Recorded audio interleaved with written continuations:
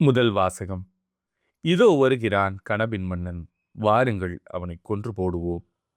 தொடக்க நூலிலிருந்து வாசகம். அதிகாரம் 37, இறைவசனங்கள் 3 முதல் 4 முடிய, 12 முதல் 13 முடிய மற்றும் 17 முதல் 28 முடிய.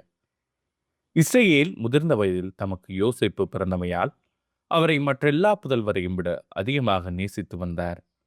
அவருக்கு அழகு வேலைப்பாடுகள் நிறைந்த ஓர் அங்கியை செய்து கொடுத்தார். அவருடைய சகோதரர்கள் தங்கள் தந்தை அவரை எல்லாரிலும் அதிகமாய் நேசிக்கிறார் என்று கண்டு அவரை வெறுத்தனர். அவர்களால் அவரோடு பாசத்துடன் பேச இயலவில்லை. அப்படி இருக்கையில் அவர் சகோதரர் செக்கேமில் தம் தந்தையின் மந்தைகளை மேய்க்கச் சென்றனர். இஸ்ரவேல் யோசேப்பை நோக்கி, உன் சகோதரர்கள் செக்கேமில் ஆடு மேய்க்கிறார்கள் அல்லவா? அவர்களிடம் உன்னை அனுப்பப் போகிறேன் என்றார். யோசேப்பு தம் சகோதரரை தேடிச் சென்று தோத்தானில் அவர்களை கண்டுபிடித்தார். தொலையில் அவர் வருவதைக் கண்ட அவர்கள் தங்களுக்கு அருகில் அவர் வருமுன் அவரை கொல்ல திட்டமிட்டனர். அவர் சகோதரர்கள் ஒருவர் ஒருவரை நோக்கி, இதோ வருகிறான் கனவின் மன்னன், நாம் அவனை கொன்று இந்த ஆழ்குழிகளுள் ஒன்றில் தள்ளிவிட்டு ஒரு கொடிய விலங்கு அவனை தின்றுவிட்டதென்று சொல்வோம். அப்பொழுது அவனுடைய கனவுகள் என்ன ஆகும் என்று பார்ப்போம் என்றனர். ரூபன் இவற்றை கேட்டு அவரை அவர்கள் கையிலிருந்து தப்புவிக்கும் எண்ணத்தில் அவர்களை நோக்கி, நாம் அவனை சாகடிக்க வேண்டாம் என்றார். ரூபன் அவர்களை நோக்கி, அவன் இரத்தத்தை சிந்தாதீர்கள், அவனை பாலை நிலத்தில் உள்ள இந்த ஆழ்குழிக்குள் தள்ளிவிடுங்கள், அவன் மீது கை வைக்காதீர்கள் என்று சொன்னார். ஏனெனில் அவர் அவர்கள் கையிலிருந்து அவரை தப்புவித்து தம் தந்தையிடம் சேர்ப்பிக்கும் நோக்கம் கொண்டிருந்தார். யோசேப்பு தம் சகோதரிடம் வந்து சேர்ந்தவுடன் அவர் அணிந்திருந்த அழகு வேலைப்பாடுகள் நிறைந்த அங்கியை உரிந்துவிட்டு அவரை ஆழ்குழியில் தூக்கி போட்டனர். அது தண்ணீர் இல்லாத வெறும் குழி. பின்பு அவர்கள் உணவு அருந்தும்படி அமர்ந்தனர். அப்பொழுது அவர்கள் கண்களை உயர்த்தி கிளையாதிலிருந்து வந்து கொண்டிருந்த இஸ்மயேலரின் வணிக குழுவை பார்த்தனர். நறுமணப் பொருள்களையும் தைல வகைகளையும் வெள்ளை போலத்தையும் அவர்கள் ஒட்டகத்தின் மேல் ஏற்றி எகிப்திற்கு சென்று கொண்டிருந்தனர். அப்பொழுது யூதா தம் சகோதரர்களை நோக்கி, நாம் நம் சகோதரனை கொன்று அவன் இரத்தத்தை மறைப்பதனால் நமக்கு என்ன பயன்? வாருங்கள், இஸ்மயேலருக்கு அவனை விற்றுவிடுவோ, அவன் மேல் நாம் கை வைக்க வேண்டாம்.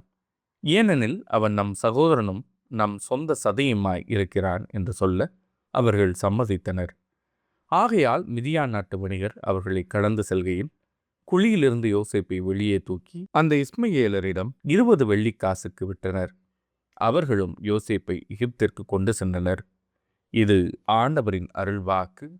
இறைவா, உமக்கு நன்றி. பதிலுரை பாடல். ஆண்டவர் செய்த வியத்தகு செயல்களை நினைவு கூறுங்கள். நாட்டில் அவர் பஞ்சம் வரும்படி செய்தார். உணவினும் ஊன்றுகோலை முறித்து விட்டார். அவர்களுக்கு முன் ஒருவரை அனுப்பி வைத்தார்.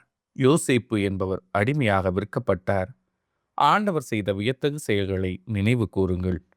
அவர்தம் கால்களுக்கு விலங்கிட்டு அவரை துன்புறுத்தினர். அவர்தம் கழுத்தில் இரும்பு பட்டையை மாட்டினர். காலம் வந்தது, அவர் உரைத்தது நிறைவேறிற்று. ஆண்டவரின் வார்த்தை அவர் உண்மையானவர் என மெய்ப்பித்தது.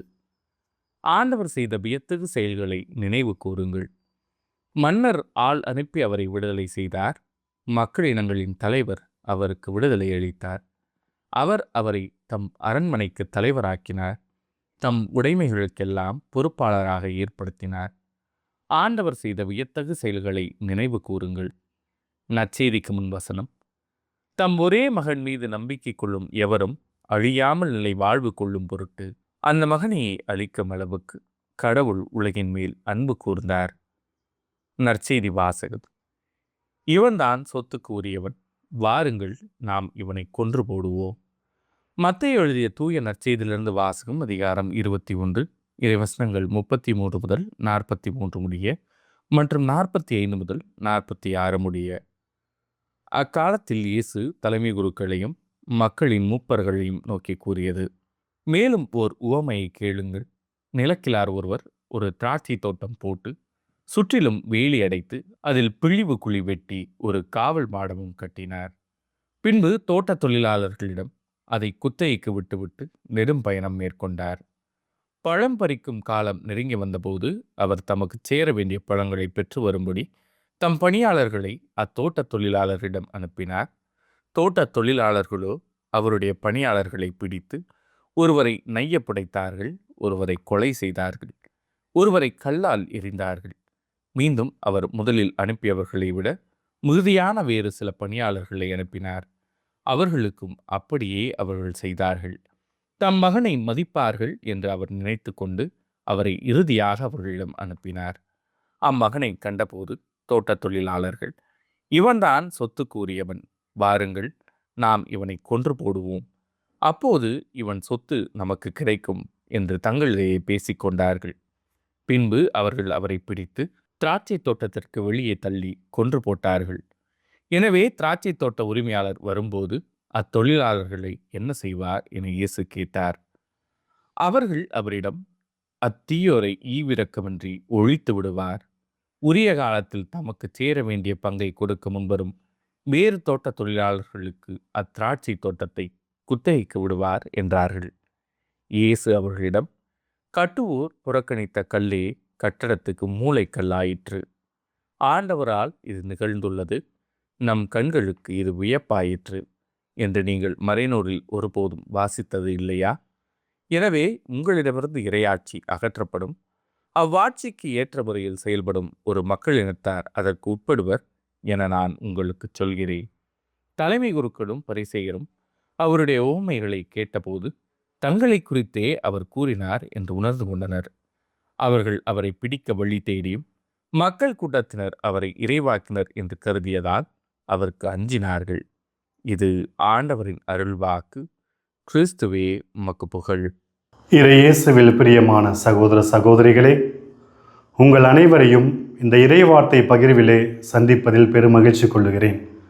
உங்கள் அனைவருக்காகவும் ஜெபிக்கிறேன். அன்பார்ந்தவர்களே, இன்றைய இறைவார்த்தை நமக்கு சொல்லுவது என்னவென்றால், நாம் அனைவரும் தாழ்ச்சியாக வாழ கற்றுக்கொள்ள வேண்டும். கடவுள் இந்த உலகத்தில் நம்மை படைத்திருக்கிறார் என்றால் நமக்கென்று ஒரு சில காரணங்களை வைத்திருப்பார். நாம் இதை செய்ய வேண்டும், இவ்வாறு வாழ வேண்டும் என்று நமக்கென ஒரு திட்டங்களை வகுத்திருக்கிறார்.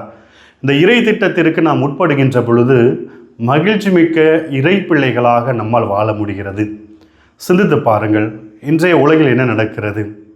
ஒருவருக்கு கீழே மற்றவர்கள் இருக்க வேண்டும் என்று ஆசைப்படுகிறோம்.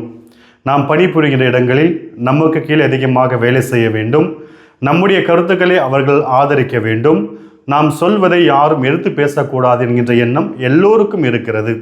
இது இயல்பாக இருந்தாலும் இன்றைய காலகட்டத்தில் பார்க்கின்ற பொழுது உலகத்தில் நடக்கின்ற சண்டைகள், போர்கள், இதை பார்க்கின்ற பொழுது ஒரு பயம் நிறைந்த ஒரு உணர்வு அனைவருக்குமே தோன்றுகிறது.